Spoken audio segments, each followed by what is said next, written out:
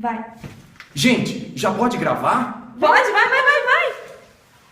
Senhores passageiros, sejam bem-vindos ao projeto Discovery. Nós já fechamos as portas. Portanto, os equipamentos eletrônicos devem ser desligados. Pedimos a atenção de todos, pois já vamos decolar.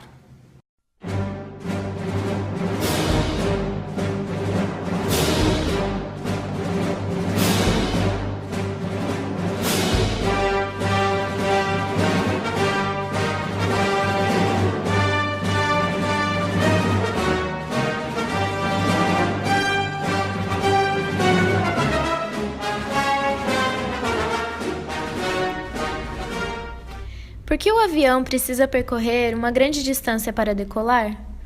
Como ele consegue permanecer no ar? A velocidade e o peso influenciam? Neste documentário, iremos explicar a aerodinâmica do voo. Primeiramente, devemos recorrer às leis de Newton, em especial ao conceito de força resultante que aparece na segunda lei. A massa do avião, submetida ao campo gravitacional da Terra, faz com que sobre o avião exista a ação de uma força chamada força-peso, que atua verticalmente para baixo. Logo, sobre o avião deve existir também uma força vertical e para cima, chamada empuxo, cuja intensidade deve ser igual à intensidade da força-peso, de modo que a força resultante na vertical seja igual a zero, e com isso ocorra sua sustentação durante o voo. Para compreender a força de empuxo, devemos entender que um avião, em pleno voo, se move com uma certa velocidade v. Assumindo que o ar atmosférico esteja em repouso, o avião, devido à sua aerodinâmica, corta o ar com essa velocidade v. Se nós mudarmos o referencial e assumirmos que o avião permanece em repouso, é o ar atmosférico que corta, ou seja, escoa sobre a asa do avião com a mesma velocidade v. Como a aerodinâmica das asas do avião perturba o ar atmosférico, ela acaba interferindo em grandezas físicas, como a velocidade e a pressão do fluido. Para entendermos como a velocidade e a pressão se relacionam no escoamento de um fluido, considere a figura. Nós sabemos que a quantidade de massa de um fluido que entra pela maior área na canalização deve ser igual à quantidade de massa que sai pelo estrangulamento, região de menor área. Portanto, na região de estrangulamento, detectamos uma elevação da velocidade de escoamento do fluido, para que se mantenha a proporção. Qual será o efeito deste aumento da velocidade de escoamento do fluido no valor da pressão exercida na canalização?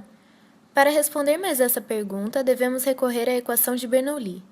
Nela, fazendo uma análise de proporção entre as grandezas físicas relacionadas, vemos que na região de estrangulamento, onde a velocidade do fluido é maior, a pressão é menor.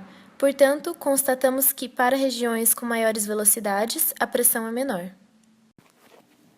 Como podemos ver nessa figura, a asa do avião perturba o ar atmosférico devido à sua aerodinâmica. A asa possui um perfil afilado com uma inclinação de ângulo θ em relação à direção horizontal, e este ângulo é chamado de ângulo de ataque. A parte superior da asa possui uma curvatura maior do que a parte inferior, de modo que o ar atmosférico deve percorrer uma distância maior na parte de cima do que na parte de baixo da asa. Consequentemente, o ar atmosférico deve ser mais rápido sobre a asa, criando uma região de baixa pressão. Concluímos, então, que a pressão na parte inferior da asa torna-se maior do que a pressão na parte superior. A pressão na parte inferior da asa gera uma força orientada verticalmente para cima, e como a pressão na parte superior da asa é menor, gera uma força verticalmente para baixo, com menor intensidade. E por consequência disso, surge uma força resultante orientada verticalmente para cima, chamada de empuxo, que mantém o avião em pleno voo horizontal, pois essa força de empuxo possui a mesma intensidade que a força peso do avião. Estou aqui com o Michael, do Aeroclube de Rio Claro. Michael, por que um avião precisa percorrer uma longa distância para poder decolar? Bom, o que faz o avião voar é a velocidade. O que mantém o avião no ar é a velocidade. Sem velocidade ele não sai do chão. Então ele precisa correr uma longa distância na pista, alguns mais, outros menos, dependendo do peso do avião, do tamanho da asa que causa sustentação do avião, para ganhar a velocidade, o ar passar na asa e gerar a sustentação necessária para o avião sair do chão, e se manter lá em cima. Né? Tanto que um planador que tem uma asa maior, ele precisa de menos espaço para sair do chão, menos pista para sair do chão. Né? um avião com uma asa menor, como tem menos sustentação, precisa correr mais pista. E por que o avião precisa decolar e aterrissar contrário ao vento? Pelo mesmo motivo, porque o vento estando contra o avião, ele já tem uma certa velocidade do ar batendo nas asas dele. Então, se o vento estiver de cauda, ele vai ter que correr mais pista. Se o vento estiver de proa, ele vai correr menos pista, porque ele vai alcançar a velocidade necessária mais rápido.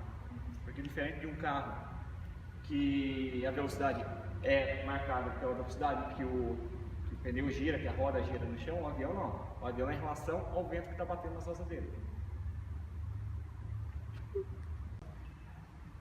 Diferente do carro, que o velocímetro é ajustado em relação à velocidade que a roda gira, no avião é em relação à velocidade que o vento bate no tubo do biturbo, que seria esse tubinho aqui. Conforme o vento vai entrando aqui, faz o velocímetro girar no painel. Então, se o vento estiver de proa, de frente do avião, ele vai entrar mais rápido aqui do que se ele estivesse de cauda. Isso faz o velocímetro girar mais rápido também, né? Ganhar velocidade mais rápido. Vamos revisar os conhecimentos adquiridos neste vídeo? Vimos que para sustentar um avião em pleno voo é necessária a existência de uma força vertical para cima chamada empuxo. Vimos que ela surge devido ao escoamento do ar atmosférico pela aerodinâmica das asas do avião. Vimos também que na região de maior velocidade a pressão do fluido é menor, como observada na parte superior da asa, onde temos uma região de maior curvatura. Portanto, a velocidade é maior e sua pressão é menor. Vimos que na parte inferior da asa a velocidade é menor, ou seja, a pressão torna-se maior. É a diferença entre essas pressões que gera uma força vertical para cima, conhecida como empuxo, responsável por sustentar o voo, pois ela possui a mesma intensidade, mesma direção e sentido oposto ao da força-peso do avião.